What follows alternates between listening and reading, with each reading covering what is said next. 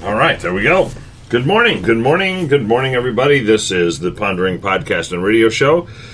It is 7:30-ish on Thursday morning, the 12th of March, and I am your host, Pastor Joel Rissinger. It is a little brisk morning, but not bad. It's supposed to be in the 50s today, I believe, at least hit 50.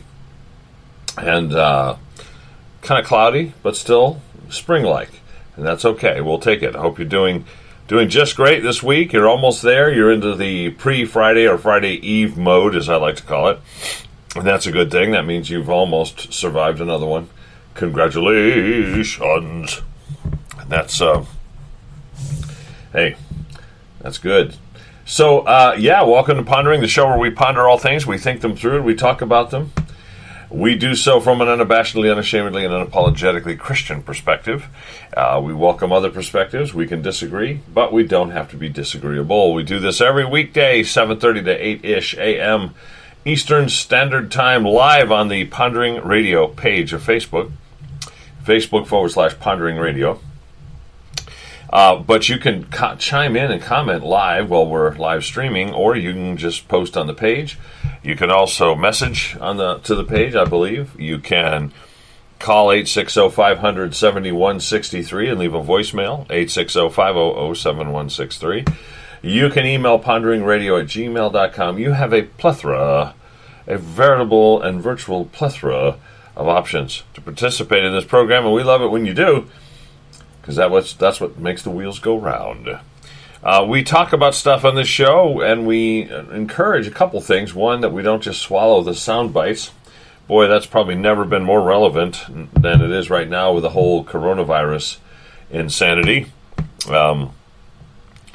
But you think it through, you get the facts, you consider the details, and not just run with whatever CBS and MSNBC and ABC and CNN are telling you, or the New York Times, or any number of other publications or media sources. We encourage you to think it through and talk about it. We encourage Christians not to just grab their faith on Sunday morning and use it Sunday morning and then put it back in a box until the following Sunday, but rather let what you believe, what we believe, dictate, inform, direct, and help determine all that we think, say, or do, how we vote, etc. So that's really what the show's about, and we love doing it, and we love having you as a part of it. Good morning to Leanne. Great to have you with us this morning, my dear. Hope you're doing well. So, we've had some losses in our circle of friends in the church and also our family. My son-in-law's stepmother passed away this week, and so the kids and grandkids are in Florida. Flew down last night. It was my youngest granddaughter's first time on a plane. So they sent some pictures of her smiling away, playing with a seatbelt, looking out the window. So that was cool, and they did arrive safely, and that's all we know. It was late last night, so hopefully they get to sleep in this morning. Good morning, Susie. Great to have you aboard with us today. Hope you got to watch the president's speech last night about the coronavirus and how we're responding. I thought that was well done. And his words of caution and balance, I thought, were great. It is primarily a danger to the elderly, and so the precautions we take should be relevant to them primarily. I think he's right on about that, from what I've read and heard. The sad thing is that we're canceling everything in sight, and that's going to have a terrible economic impact, and already is, as you can see in the stock market and elsewhere. We can't cancel everything and cease to do business and not have it affect us financially, etc. And the president is taking action and pushing Congress to do the same to give people a break. Of course, the Congress's idea is, more paid medical leave and, more debt. The president's solution is give people a massive tax break because most are still working, and that will help them pay their bills. Congress doesn't like I shouldn't say Congress in general, but the Democrat-controlled House does not like cutting taxes for any reason. They just want, more spending, which means more taxes ultimately to pay for the spending. I don't know. It's so funny. It would be. Can you imagine being in one of their homes, and the only solution to any problem that comes up or any challenge that comes up financially is to increase income. In other words, you can never cut spending on anything. You've always got to spend more and increase income accordingly or beyond. And often it's the solution, because you can't just walk into your boss's office and say, hey, I need a raise right now. The solution then is not to go to the boss, right? But rather get more of these. Right? More credit cards, more debt. That household would be bankrupt, and that's really what, in many ways, that's what we are. We're $20 trillion in debt right now, the deficit that our country holds. That's a massive amount of money. I mean, you can't even picture that in terms of the size and scope of that much money. But anyhow, I think the answer to the virus thing is not to cancel everything, not stop doing concerts and stop doing sporting events and stop going anywhere and all hide in our homes, eating packaged, food, canned soup, and watching CNN. I really don't think that's the solution. I think because of the nature of the thing, from what I've read, we protect the elderly, and we try to maybe limit visits to nursing homes. That's something that impacts me and my work, and I'm sure find out more about that impact in the next few days. But it doesn't mean that we can't do everything else. No one else can go to work. We can't go to school. We can't do this, can't do that. I think that's a little over the top, not just in terms of preventing it, because obviously, if we just stayed away from everybody, then we probably wouldn't encounter anybody who had the virus, but we'd all be bankrupt, and so then we'd have other problems. I think because we know the virus is not a major danger to people, it's not terminal to people that don't have a comorbid condition, being already sick, perhaps an elderly, and in a nursing home under nursing care, then we take precautions. We wash our hands. We're not stupid, but we don't hide either. We recognize that even if we got it, it will pass, and we will be okay for the most part. And that's really the truth from what I've read. So why are we canceling parades? I think the chances of going to the St. Patrick's Day parade, standing in a crowd cheering for floats that go by, and then walking home with the coronavirus and getting sick, I think that's pretty slim. Now, if you're hugging and kissing everybody in the crowd and someone has it, that's different, I suppose. But most of us don't go to the St. Patrick's Day parade and start kissing strangers. So I think we're okay to have it. It's just my opinion. Good morning, Brenda. Good morning, Jean Marie. Good morning, Nancy. But if you are someone that likes going to parades and kissing strangers, then maybe you should stay home. I'll give you that. Susie says, if they're freaking out this bad over a cold, can you imagine what's going to be like when the zombie apocalypse hits?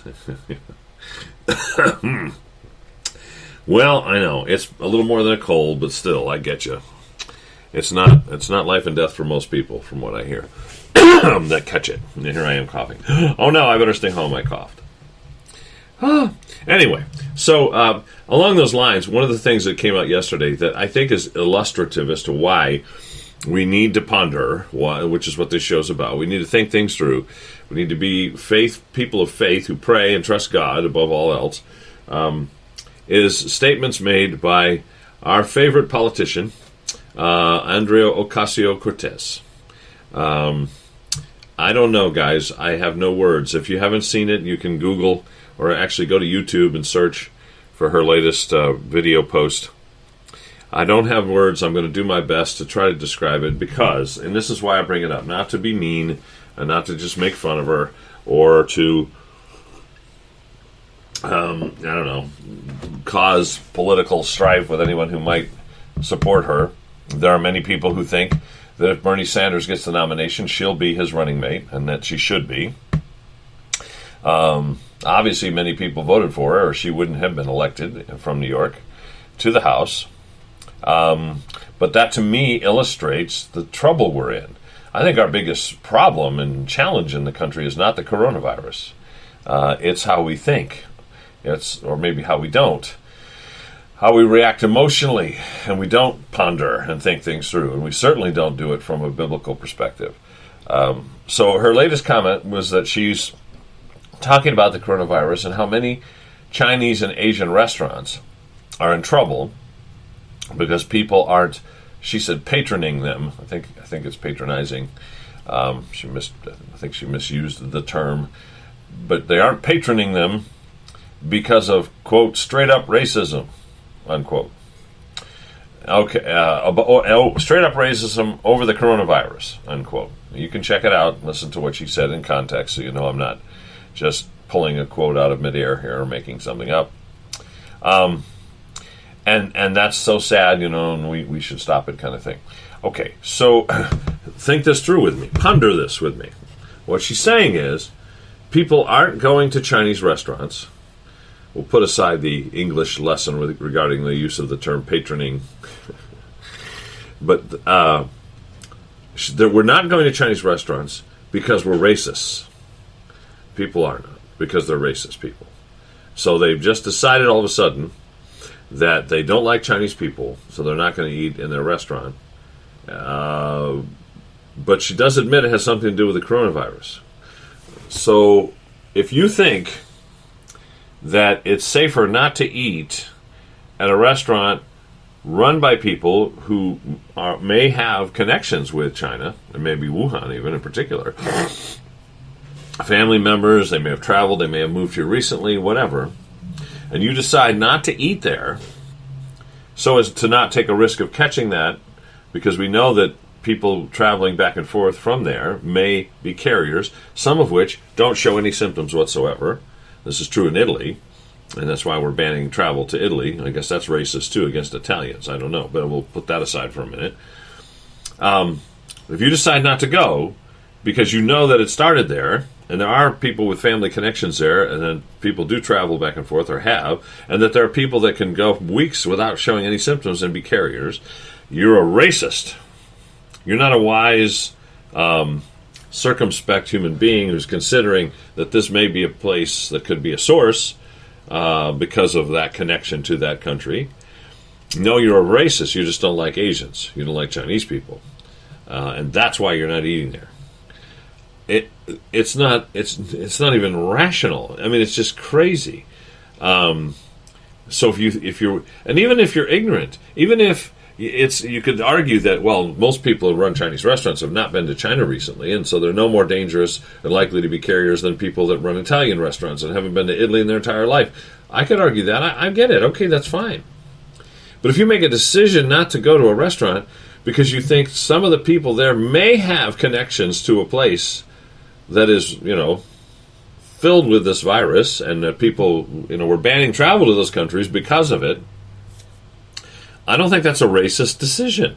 But you see, we've redefined racism now to be pretty much anything we want it to be. If we don't like someone, we call them a racist, and we'll find a way to make it work. In this case, if they don't eat at Chinese restaurants because they're scared of the coronavirus, then they must be racist.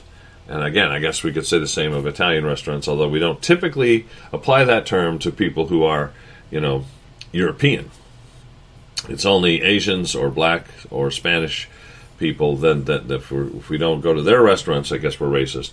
If we avoid the Italian restaurant, we're not. This is nonsense. This is ridiculous. This is absurd. We just have to think things through, guys. We can't just get sucked into the paradigm and perspective. So this is why we ponder, this is why we pray, that we'll begin to think things through as a country, because not only do we have a congresswoman who believes this, but we have thousands of people, perhaps millions, who support her, who believe what she says. And that's a reason for us to be praying and pondering with great vigor. Neil, welcome to you. Wayne says if she said that, she's way off base. There's no if or ands or buts about it. Yeah.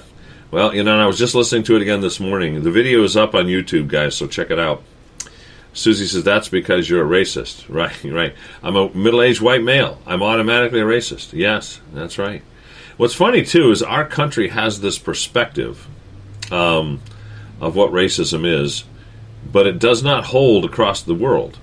In other words, I am headed to Africa, Lord willing. We don't get travel banned here in a few weeks. And, if you're in Namibia, Racism is primarily directed across tribal boundaries. So if you're from X tribe and I'm from Y tribe, I hate you, you're stupid, and I don't want anything to do with you. Now, we're both black, we're both, maybe the same age, everything else, but it's a tribal issue. If you're a different tribe, you're stupid, you're useless, I don't want anything to do with you. And that's the racism within much of Africa, at least in the southern part of Africa. This idea that you're racist because you're a middle-aged white male, that doesn't even cross the boundary. It doesn't even cross their mind in many cases. Definitely, if you stayed away from a Chinese restaurant in Namibia which there aren't many of them, but there are some. But if you decide to stay away from one because of the coronavirus, they would never label you a racist. Wouldn't even cross their mind. But here, we have a congresswoman who does. And again, thousands, perhaps millions of people who support her. That is scary, and that's why we encourage pondering on this show, that we think things through. Yeah, Susie says, racism and sexual harassment have both been redefined. Yeah, I think that's true. And both things are evil. And throughout my ministry, I've come up against and fought against both. But I don't imagine them to be something they're not, or pretend that we can redefine them just to fit and suit our mood or our politics. I think that's the problem, right? Sexual harassment to me is very clear. If somebody is trying to get somebody to interact with them sexually, and they're using language and suggestive statements and whatnot that make that person feel uncomfortable and pressured, that's harassment, and they need to be punished, right? Very clear. Saying to a woman or a man, hey, you look great today, I like what you did with your hair, or whatever. That is not sexual harassment. You could say the same thing to someone of the same gender, well, and I got to clarify that now too, don't I? That you're not attracted to because you're heterosexual, and you can say it to another heterosexual of the same gender and be just as innocent in the sense of you're saying, hey, that's a nice suit, or hey, I like that tie, dude. What, is that sexual harassment? See, it could be, I suppose, if that person was gay, and maybe I didn't know it, and I complimented him on his tie, then he might say I'm hitting on him, and therefore it's sexual harassment, especially if I'm a boss or an authority figure in the workplace. This is where we've redefined and gotten crazy, and we need to stop it on multiple levels. That needs to stop. And same with racism. I'm very tired and weary of people being labeled as racists who are not racist. And someone who doesn't go to a Chinese restaurant because they don't want to be exposed to someone who may have traveled to China is not a racist. They're wise. And by the way, I'm sure there are Asian people who have avoided going to certain Asian restaurants because they didn't want to be exposed to certain folks who may have traveled. Are they racist too, even though they're the same race? I would love to hear Congresswoman Cortez address that one. No, actually, I wouldn't want to hear it. It might cause me to drive off the road if I was listening to the radio. Okay, so enough of that. Enough already. I just want us to think things through, and we hear this stuff. We need to help people ponder, think. That's a crazy statement. That someone that stays away because of fear of the virus is automatically a racist. That's just nuts. We need to call that out in a loving way to help perhaps redirect how we think as a nation. I would love to see that. All right, so lots of stuff going on. Listen, hope that you will be careful. Obviously, we don't want anyone to get sick, whether it's the flu, the cold, or corona flu, or whatever it is. But nonetheless, don't be paranoid. You don't need to stockpile toilet paper. And by the way, what's up with the toilet paper stockpiling? Have you seen that? All these pictures of store shelves, all the toilet paper's gone. Sanitizing gel, okay, I can understand that. I use it all the time at my job. Every time I go into someone's room, I use it. When I leave the room, I use it. It's good hygiene is what we're taught. In fact, the state, when they do inspections of nursing homes, they will watch nurses and chaplains and social workers and everybody else. When we go into a room, we come out, we don't use the gel, they'll dock the facility. They'll ding them, right? So you got to use it. I get that, but toilet paper? I mean, this is not like a stomach flu that's going around.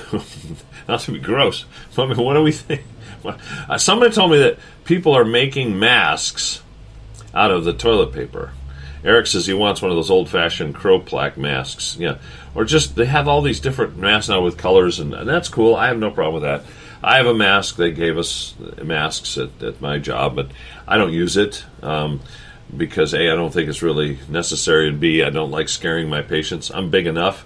I have enough of a disadvantage when I come up to a little old lady in bed and, hi, I'm Joel, the chap. I don't want a mask on that's going to cause her to even be more, taken aback. If she had the virus and it was known, okay, I'd probably wear it. But generally, I don't wear masks. Unless I'm told I have to. But some people, I guess, are making masks out of toilet paper, someone said. I guess, I suppose. It would seem to me there'd be better solutions.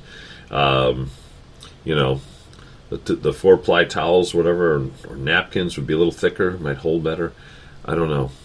I guess that's possible. But I think most people are just stocking up so that if they're stuck in their home for a long period of time, they won't run out of toilet paper. But there are a lot of things I could think of stocking up on before I'd worry about toilet paper, to be honest. I mean, food, for example. If you don't have any food, the toilet paper is not going to be necessary. I don't know. I don't understand. It's like the bread and milk thing every time there's a storm. We may have nothing to eat or drink, but at least we got bread and milk. We can stuff bread down and drink a glass of milk and we'll survive. I guess, sure, but toilet paper, you could, not to be gross, but you can live without toilet paper, guys. You can't live without food. But that's what's happening in your world as we speak. So, listen, got to wrap up. Paper towel mask would make sense, I would think, But Susie said that. So, guys, listen, almost out of time. Got to wrap up. Weekend's coming. We'll have a little preview tomorrow of that. If you have time today, in about 10-15 minutes, I will be on the WDRC Morning Talk with Gary Byron. And that's 1360 AM, as well as other stations, too. There's a network, but that's the closest one. Gary wants to talk about socialism and some comments I've made to him in the past on that subject, so we're going to talk about that on the air. If you want to tune in, you are welcome. We would love to have you, and I hope you find it interesting and informative. So, have a blessed day. Stay in the Word. Keep praying. Keep pondering. And we will see you tomorrow at 7:30 a.m. Eastern Standard Time. Bye for now, guys.